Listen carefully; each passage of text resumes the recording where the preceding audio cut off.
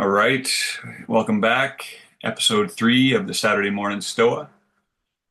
Today's theme for our meeting is the age-old Stoic phrase of Memento Mori, which means remember, you must die. Now, before we get into that, I wanted to touch base on our weekly challenge we had last week, where we were identifying an obstacle that we were facing in our life, what virtue we were going to use to face it, and then how we'll overcome it before this meeting. So, Tristan, if you want to start, if you want to let us know what you did and how you overcame it. Well, my goal was to start making videos using courage because that's like a out of my comfort zone thing.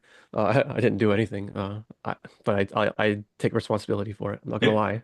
And then, I don't know. Last night I had a nice idea, which kind of inspired me. Um, which is like I don't like Udemy or Skillshare, those kinds of course websites, because I yeah, think the quality of courses are pretty bad for me personally. But I'm like they're popular and a lot of beginner people use them, so. Like, why not make a course for each of those? And then that can be like really easy passive income that can pay for some of the simple things like software. And I don't know, that really inspired me for some reason. And so that's my plan is to take a few of the things I've already made, mhm. remake them so they're better, a little bit better, and then put them on those two course sites and get some passive income from those. Beautiful. And then I wrote down a that's my thing. I wrote down like I don't know, I got a bunch of stuff. Like one of the things someone else told me yesterday was like write down all the things you would not do in order to be successful or achieve your goal, Mhm, right? So like let's just pick my goal at $100,000 of income this year from coaching, right? mhm. Just arbitrary goal, but we need a goal. What Yeah, would I not do to achieve that goal? So like I would not make videos. I would not use Facebook. I would not use LinkedIn. I would not add friends. I would not do all these things, right?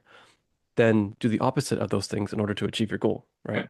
So like I was like, that's an interesting perspective. So I wrote a big list of what I would not do and then do the opposite. And I also wrote a plan like if I made 1,000 videos this year, what would I have to do to make 1,000 YouTube videos? yeah, Like that's a lot, right? That's insane. So, absolutely. but like that's 4 videos a day starting today. And but then if I did that, I would be amazing at making videos. I would have a huge video library. I would have all the subscribers and watching hours I need to be able to monetize my channel because you need Yeah, to have a certain threshold before you can monetize certain things. And then I'd also unlock courses on YouTube, which you can unlock and get paid for that too. But I'm not relying on those. I want it to be through my own way, but it's yeah. nice to have that like small passive income if possible. Mhm. And so I'm like, yeah, like that's a huge challenge. But if I did it, I mean, I in by the end of the year, in 7, 8 months, I'd be a completely different person in a completely different situation. And every video I make, I can promote on my social media. Yeah, And then I would be getting people saying, "Hey, Tristan, I want to work with you all the time." Like I wouldn't even have to do like marketing really, because like they'd just be like, oh, "Hey, Tristan, I love it. I love it. I want like, how do I join your exactly. group? What do you do?" Yeah, So I'm like, that's pretty inspiring. I mean, 4 videos a day, they don't have to be long. mhm. This is possible, right? So like all these things are like they're possible, but they got to do it, you Yeah, know? So that's that's right. the big challenge of like so anyway. I think I even with I that though, it's like even if you don't get to that 4 videos a day, you're still going to be way more ahead than if you were to say, you know what, I only want to get 50 videos by the end of the year, and then you maybe get one done a week here and there. If you're going, I want 4 videos a day, even if you don't land on that 1,000 videos by the end of the year, maybe you have 200, maybe you have 300. You're still way ahead because you put that goalpost so far yeah. ahead that you have to work at it to get to it, right? Hmm. And what you said about when you have a goal, write down the actions that you wouldn't do to get to that. I think that's a really good idea. And I heard this from Jordan Peterson a while back, where he said, when in your life you should create, if you were to do everything right and everything you wanted to get to your goals, you're basically creating that little piece of heaven that you can work towards. He's like, but also create, if you were to do nothing with your life, if you were to give in to all your bad habits, what would your life look like? So basically you have these two opposites, right? You have this piece of heaven that you're working towards, and you have this piece of hell where you can look back on and go, I don't want to go there. So it's giving you motivation from both ways, right? You're going Hmm. forward, but if you look back and go, yeah, if I give in to all my bad vices and my bad habits, this is what my life will look like. Right. So having both those two is an easy, visual to go, yeah, this is where I'm going. I don't want to go back to doing those bad habits and those bad vices. I already know where that gets me. Yeah. I like all these thought experiments, but I think the problem comes down again is like study, study, study, think, but not taking the action. So it's like, Yeah. I know what to do, just gotta do it. That's the hard part. Exactly. And I think that's for everyone too, Tristan. It's not just yourself, right? We want to learn, we want to, have all the right tools so things can be perfect. And I think that a perfection mindset really sets a Hmm. lot of people back. And I know you're like that, and then same with myself, where I just need to remind myself it doesn't need to be perfect. Even if it's bad, put it out there. Yeah. And you know what? If I get some traction with it, great. Learn from it and then move forward. I'd Yeah. rather be doing that than always just trying to wait for like, oh no, this video has to be edited perfectly. I need to make sure my hooks are perfect. I need to make sure the Hmm. transitions are perfect because you'll never get anywhere, right? It's Yeah. paralysis by overanalysis. Yeah. And then yeah, I was listening to some people and they're saying like just get it to 80% and put it out there. Don't worry about the rest. Yeah. Another funny thing is like if you go to people who you respect and like if you go to your coach's YouTube channel or people you respect's YouTube channel and sort it by oldest video first, you can see how they started, right? And that's like a completely different person. It's a horrible video, horrible audio quality. It's awful. Yeah. But this guy put it out there, right? Exactly. I respect him when he put it out there. Yeah. And then you can see his progress over time. And then so it's like, I can't be like this guy or similar to him right away. I'm gonna be down there at the bottom too, and then work my way up, right? So yeah, it's kind of interesting how you can see people's evolution just by sorting through the YouTube history, right? I think it's key in keeping that in mind as well, right? Because we always see with all these bigger, YouTube channels or coaches, we always see like the finished product. That's originally what led us to, follow them or want to work with them. But I love that idea of like looking back on their old videos and going, oh wow, like I could have done better on my first go. Like it was Yeah, awful, and my he first still video put is it better out, than most of theirs. Yeah, right? like He literally. still Yeah. put it out, but then he kept on getting better and better and better and refining his craft. And what I love about, in today's day and age too, is when we start doing these, we're basically, creating this archive of our progress through That's our true. goals that we wanted to do. Right. Hmm. And then I want to be able to look back on them and do the same thing, look back on my first video and go, oh my God, that was awful. And Yeah, then go to my newest video and go, like, look how far I've come. That's when you can truly see the progress, which will be inspiring so that you can move forward. that's a good point. All right. Well, the main teaching of today, as I alluded to at the beginning, is about memento mori. So remember, you must die. Um, I think that there's a quote from Marcus Aurelius that really sticks out, and he says, "You can leave life right now. Let that determine what you do, say, and think." And with the Stoics, they didn't look at death with an eye for fear. They looked at it with inspiration because they knew that life was so short that they needed to take every single day and remember that, hey, you know what? I'm not going to be around forever. I need to make do with today, with what I have today, to provide the best, life for my family, get to my goals, my health, my spirituality. So I really like that phrase, and I think about it quite often. Um, right now, in today's day and age, we get in this trap of thinking that we have so much time that we can just kind of lay back, relax, and we'll get to those things afterwards. But I always try and think about, tomorrow's not guaranteed. It's not. And it's not guaranteed for anybody, right? You could wake up ill, have cancer, you can get hit by a train, get in a car accident. You never know. And I try and remind myself on a daily basis that, you know what, tomorrow's not guaranteed. I need to do what I need to do today, whether that's with your goals, strengthening your relationships with your family, with your spiritual aspect of things, with God or the universe, whatever the case may be. Try and think about the fact that you are not guaranteed tomorrow and make the best out of it. I think that is the best recipe to make sure that you're being completely present in your day, whether it's conversations, it's your goals, it's just being present outside, enjoying nature. And I love that that's how the Stoics lived, right? And it was especially important for them because life expectancy back then was maybe 50, 55.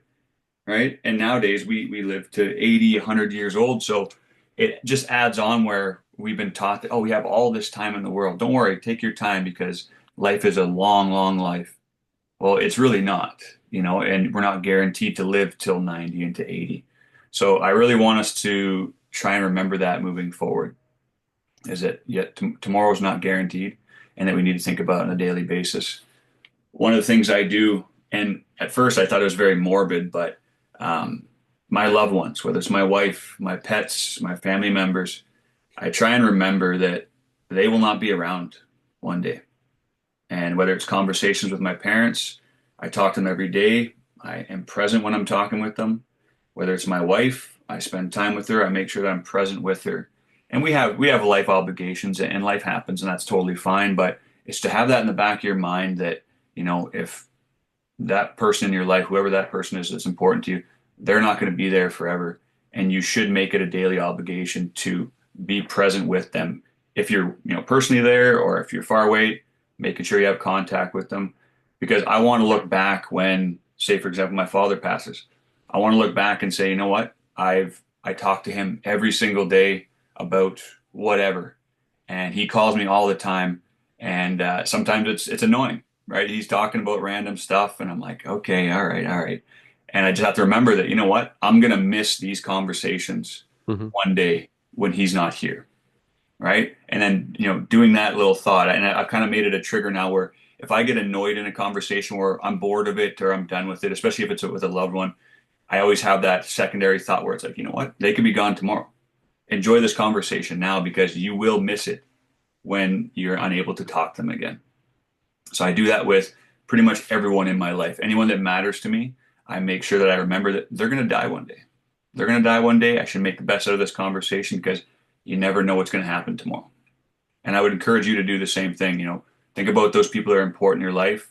Could be family members, friends, pets, and really spend some time with them and be present when you have the opportunity to do so.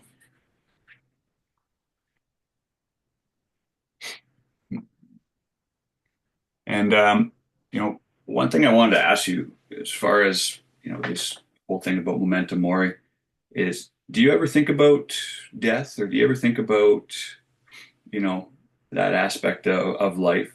Does it come up in a regular basis? Um, well, I think I had a fear of death a long time ago, and then I got uh I got a better understanding of it somehow, some way, just through study, and I don't fear it anymore. But like, and I did exercises like I would imagine if my mom passed away or my dad passed away or whatever, and like how would I feel? And I'd be like, oh, I feel sad or whatever. But then like because I've already experienced it in my imagination when it happens in real life, like it's still gonna affect me, but it's not gonna affect me nearly as much, right? Exactly. So I've kind of prepared for that as much as I could, right? And yeah, like my dog, like your dog is near its end, so like if it's time to go, it's like I'm not gonna feel too bad, not because I'm cruel, but because I've already prepared for it. Exactly. Yeah, Yeah. so like yeah, no, I still want it to like affect me because I remember I was a long time ago, I was working with someone and his mom passed away unexpectedly. And after that, he became extremely depressed and became a chain smoker of like those cigarettes. Yeah. And he just didn't care about life. He gave up. Yeah. And he's like 20, I don't know, he was like 24 at the time. Like this was a while ago. Still young. He gave up. He's done. Like, I don't know where he is now, but like Yeah. he just gave up. I'm like, I can't do that to myself too. Like, do you think my mom wants to see me just kind of give up on life and become fat and unhealthy and not care? Exactly. You know, Yeah. like no, she want me to achieve my dreams, whatever they are, right? Yeah.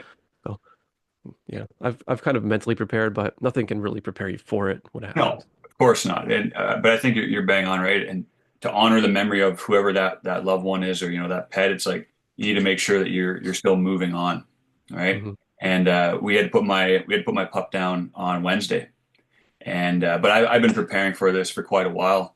Where I would do the exact same thing, right? Memento mori. I'd say, you know what? He's not going to be around for much longer, and I need to spend as much time with him as I can, right? Do all the fun things together, be present with them, especially with animals, because you kind of get complacent and they're just kind of there. They're almost like furniture. They're just there, and you kind of ignore them. But no, I would always have that thought, they're not going to be here, and we're going to miss him greatly when he's gone. So spend the time, be present, be appreciative, show gratitude towards this, this being.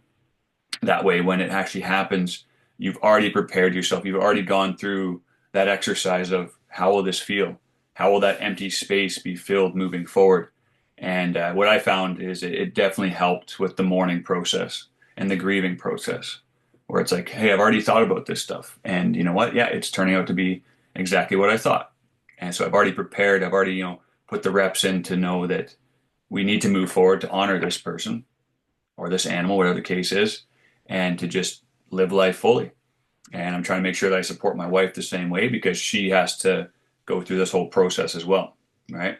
So Hmm. being a provider, being a supporter for someone, you need to make sure that you've done all this work so that you can, at least weather the storm more so than the people around you who may not have prepared that way. And I found that doing that exercise on a regular basis really, really helped. And, I'm happy that I did it. And I just wanted to talk about our weekly challenge.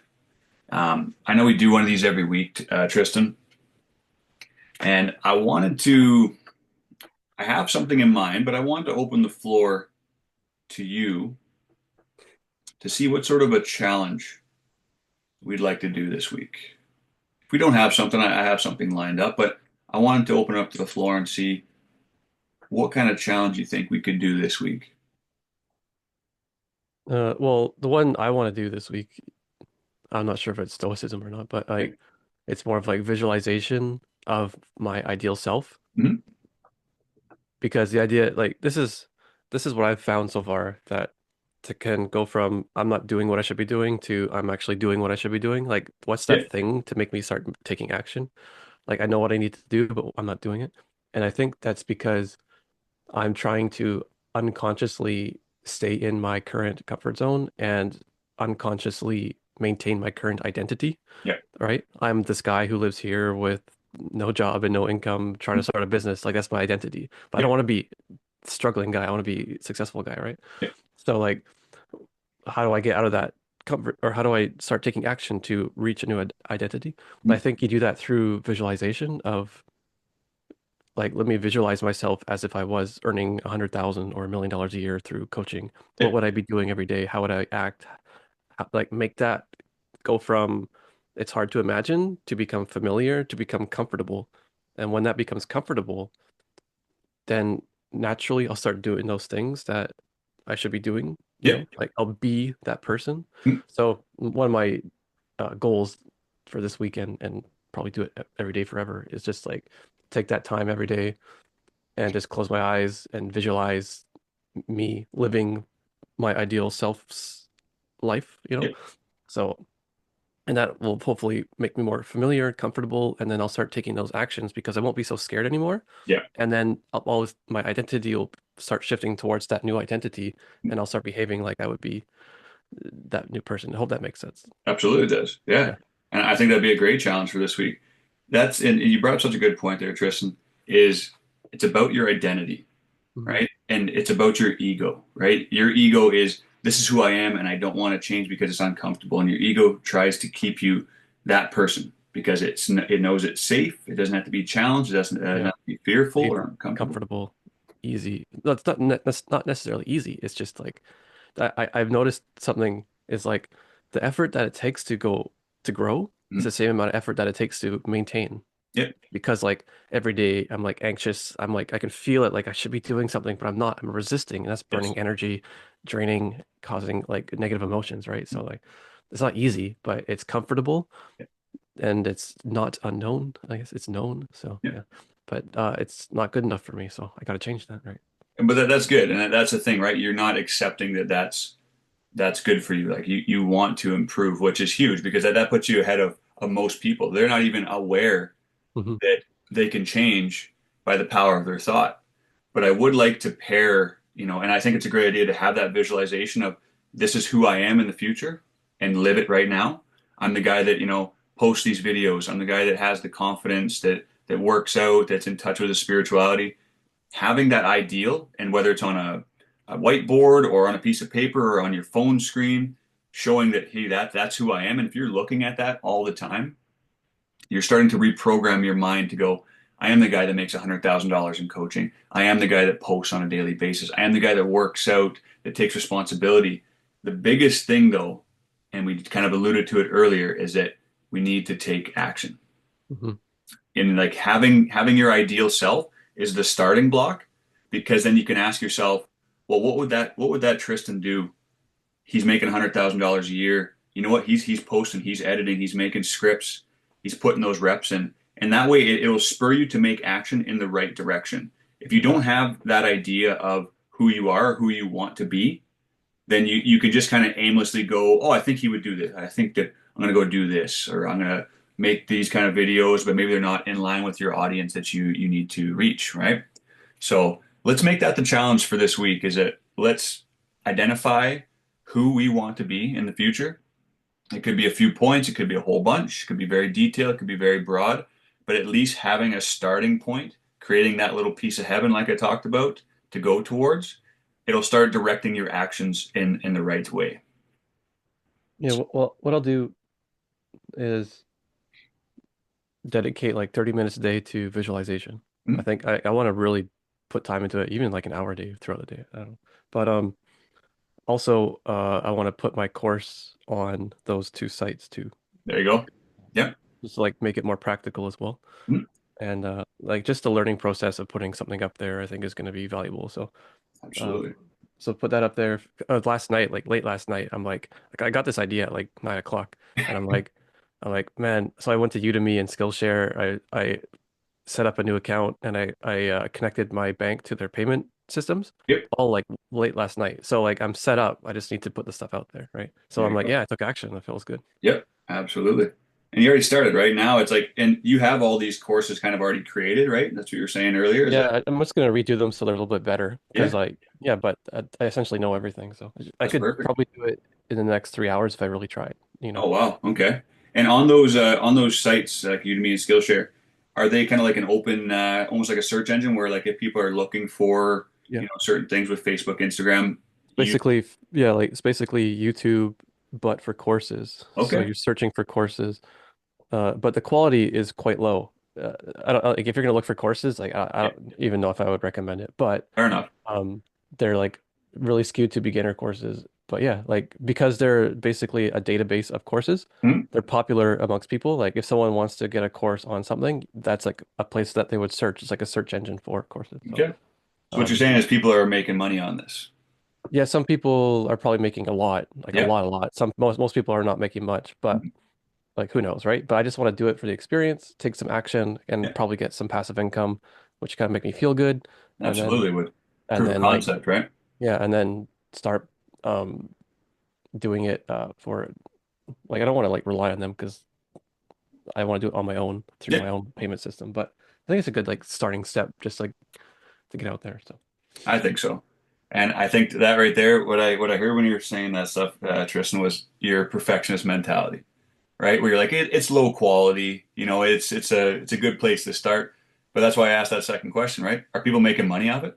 Absolutely, they are, hmm. right? So it's like you have the content, you have the substance. If it's a little lower quality, that's fine. But I like what you're saying. Put it out there, get the experience, and that way you can move forward and learn from it. Oh, it's popping off. I'm getting tons of sales. People are actually enjoying what I'm making. It'll Hmm. give you more of a confidence to go, okay, you know what? Now I'm going to spend some time to make my own course using whatever software it may be and put it up on my own website or Yeah, put it up with my own payment processing, right? I So, already did a calculation that if all the software to start off mm, very like school and Calendly and Zoom and Loom, yep. I think that's all of them. It's like 250 a month roughly. Okay. Yeah. There might have been another one in there, I don't remember. Mm, But if I get 250 a month from those places, I can pay for all my software and so like yeah. Keep your expenses paid for, right? Then it's yep, done. And then everything else after that, it's all profit. yep. No, that's perfect. And then yeah, because like I already set up Stripe for my own payment systems. Like I've already done this stuff before last year. I just Yep. stopped. But like yeah, there's no excuses. It's just put myself out there. Gotcha. All right. Well, that's what we're going to do for this week then, all right? I'm going to make a post afterwards. We got about 10 minutes left, but that'll be our challenge, right? Identify and visualize your ideal self and start taking actions that ideal self would take. And we can bring this back on our next meeting. Be do have is what the thing. Be that identity, do what that person would do, and then you'll have the results that person would have. Exactly. Exactly. And then upload the courses for me. Yeah. Perfect.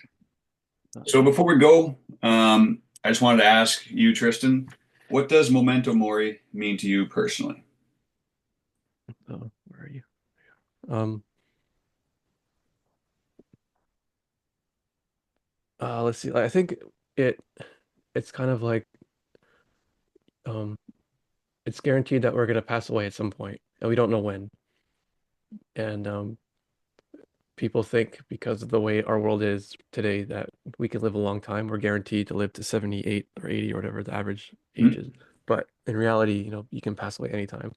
And so make sure you make the most out of the time that you have is you know, whether it's like good or bad, I don't know. I guess it's up to you. But like, it's better to live with virtue, but just make the best out of what you have, right?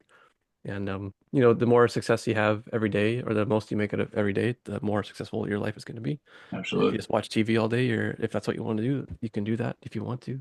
I don't want to judge. It's not for me though, but I don't want to judge. And yeah, I guess just make the most of what time you have because you never know when it's going to end. Absolutely. No, that was perfect. Well said. And before we end, I wanted to leave on a quote from Marcus Aurelius again. I mean, that guy is just a walking quote machine. If you ever read Hmm. his meditations, it's just beautiful, all the stuff that he says. But I'm going to pull it up because I don't want to mess this one up. Our closing quote is, meditate often on the swiftness with which all that exists and is coming into being is swept past us and carried away. For substance is like a river in constant flow. I really like that one. I don't want you to think about that, right? Life is so quick, happens so quick. All of a sudden, you're looking back, and there's been more years behind you than ahead of you. Hmm. And I see it a lot with some of my family members that are getting older too, right? They're coming to that realization, you're like, hey, you know what? I'm past the hump now. There's more days behind me than in front of me. And it's unfortunate because that's when most people start to, whether they know it or not, that's when people start to realize, hey, you know what? I need to be more mindful. I need to start spending time with my family, with my friends, doing the things that I want to do. And by that point, too, it's like, your health starts to decline, your motivation starts to decline. You're already set in this identity that's now concrete as far as this is who I am. I'm not changing. This is who I am. So I really think that, if you can get into this mindset early that I can change who I want to be on a daily basis, I don't need to be stuck with who I currently am, with the current programming that I have in my mind. I think it's a very powerful tool to start living that memento mori lifestyle and being present and being intentional on a daily basis. Yeah, intentional, conscious. Yeah, exactly. Well, with that being said, do you have any other comments, Christian, or questions before An we go? unrelated one, maybe, if Yeah, it's all right. yeah. Well, something I've been learning this week is called abductive reasoning. Do you know what Okay. that is? Abductive reasoning. I do Abductive. not. It's basically based on a set of given facts, or yeah, facts. We can guess what happened. Hmm. So it's used in crime all the time, Yep. right? So like we found a dead woman, we found this evidence. What do we think happened to her? And then based on that, we can take action, try to find the bad guy. And we do this every day in our life, right? So let's say you're at your job, your construction job, and some guy doesn't show up. Okay, based on what we know, what do you think happened? Well, maybe he slept in, Mhm. right? Or maybe he got into a car accident, or maybe there's traffic. I don't know. Like there's different answers, right? Yep. But based on new information, those answers could change, right? So like I think he's late, I'll wait half an hour, and if not, I'll call him. Half hour goes by, he's not here. You call him, he's not answering. Maybe he's not late. Maybe he's something's bad happening, right? So, Yeah. but we do this all the time. And the problem with it is that when we pick something, we pick our best guess, we tend to marry it and never change it, Mhm. even if new evidence comes up to prove that we were wrong. Yep. And so people get this fixed conviction based on like hardly any evidence or someone said something and they just believe this thing and they marry it and they'll fight for their life. They'll fight to the death to maintain that conviction, even if it's completely Absolutely. wrong. Yep. And so I want to put it out there that most of the things that we say is proof or proved or proven are not proven or proved or proven. Proven's a very strong word. Yep. There might be evidence for it, but there's also evidence against it. And don't marry your convictions. Like, just have an idea. Yeah. They're all guesses, right? It's like literally what it is, a guess, a hypothesis. It's a guess. And then just leave it there. If something happens, you get new evidence, change it. It's okay to Yeah. change. Yeah. And so I don't have like a whole bunch of examples that would probably make it more sense. But like, I don't know. The prices go up at the grocery store, right? Ice cream's $10 a bucket. Now it's $12 a bucket, right? So but the fact is it went up $2. So based on that, what do you think happened? Well, is it Trump's tariffs? Maybe, maybe not. Mm. Is it inflation? Maybe, maybe not. Is it the liberals' fault that it was inflation? Maybe, maybe not. Is it because the greedy CEO at the superstore who's making $50 million a year is trying to price gouge you like people always complain about? Yeah. Maybe, maybe not. Do you think $2 on ice cream is really going to make a difference to him? He probably doesn't even know what happened, right? Yeah. So, but what people will do is say, "Oh, the ice cream went up $2 at Superstore. It's the CEO of Superstore, that greedy, greedy millionaire is price gouging us." Yeah. That's what they'll say, I and just then believe they'll it. believe it. Yeah. And there's no real evidence. It's just the price went up by $2. Like, how do you get to there, Hmm. right? It's okay to think like that. Like that's okay to think like that. Like I would say that's a possibility, but Yep. I'm not gonna put any like emotion or conviction into it. And new evidence comes out that says, oh, the company increases prices for whatever reason. Yeah. Oh, so it has nothing to do with the CEO. But then people Exactly. will be like, they'll still blame him for being greedy. It's like, Yeah. so um stop like stop thinking things are absolutely true when they might not be true. It's Yeah. very unlikely they're true. Yep. Be open to changes and just treat everything like a guess. Even things that we think are really strong, like there's evidence for the moon landing, there's evidence that it's a hoax. Yep. Just just just think it doesn't matter. Like, like it does matter, I guess. Like it would be nice to know the absolute truth, but if it goes one way or the other, eventually, if it's ever proven, then that's the way it is, right? So Yep. I don't know, just be open to different things and but yeah, I hope that makes sense. Oh, it absolutely does. I think that, for me, the main thing is hold tight onto your virtues because that's who you are. But as far as having opinions on day-to-day things, like you said, never get married to your convictions. I Yeah. keep an open mind all the time. I don't get, and I used to do this when I was younger, right? It was always black and white. It was, oh, it's Yeah. either this or it's Yeah. this. Black and And white you thinking. pick a Yeah. side. I'm on this side. I believe this wholeheartedly. Even if you get irrefutable proof that what you believe is not true, you still hold on to it. You're like, well, Yeah. no, that can't be right because that was a Yeah. study funded by somebody else or Yeah. whatever the case was. Now, what I've learned to do is just look at it objectively, right? And not necessarily even put an opinion on it. No. Is it really a prerequisite to always put an opinion on something? Yeah. No, Don't make decisions. Just exactly. allow it to be. Yeah. Yeah. It's like, okay, that's some information that just came across me. All right, I'll consider it. But just all of a sudden believing it wholeheartedly, oh, well, the masses believe it, so it has to be true, Yeah. right? We see it all the time. Appeal to popularity. Yeah. That's right. Absolutely. No, and I think that's honestly the best way to live too. What it helps to is it helps to dissolve an identity. I'm a liberal who believes in this, or I'm a conservative who believes in Yeah. this. If you don't associate yourself with parties that are so divisive, right? It allows you to be who you want to be, and you can have an understanding of both sides, but not be married to the conviction that one is good, one is bad. And I really Yeah. think that's an important way to live, to move forward. Yeah. Black and white thinking is false dilemma. Like Yeah, you're either this or that. yeah, You're either with us or against us, as George Bush said. But yeah, what if I'm not? exactly. There's more than two choices. It's all gray. Everything's gray. Yeah, And but we have black and white thinking, so start agreed. looking at the grays. Yeah. All right. Well, with that being said, we're almost out of time, so I'll let you go, Tristan, and I'll see you next week. Yep. Have a good week. All right, you too. Take care.